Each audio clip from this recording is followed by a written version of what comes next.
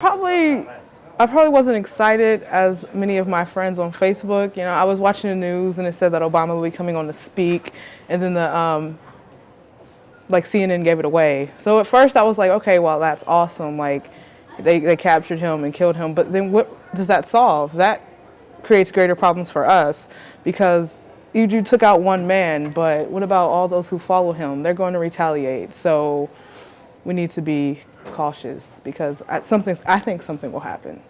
Okay, and how is your outlook on university as far as dealing with like Muslim Americans that we may have on campus? Have you seen anything?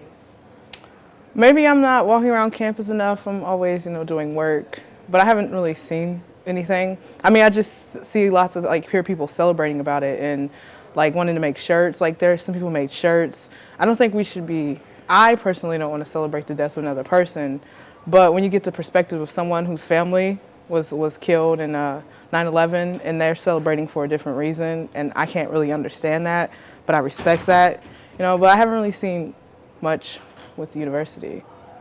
All right, and that's it. Big Don. Big Don. Is that big? My friend CJ, he sent me a text message saying that Osama was dead.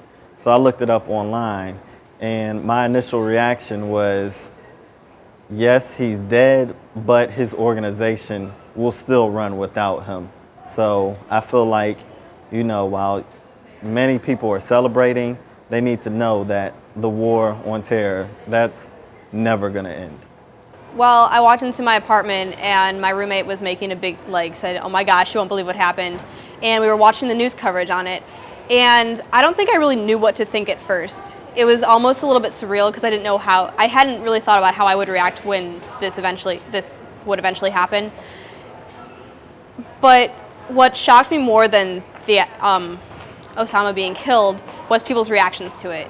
People running up and down Mill Street, kind of like shirtless, waving around flags. And I was kind of perplexed because even though he was the head of something that destroyed our country, I don't think the death of a human being should ever be rejoiced like that.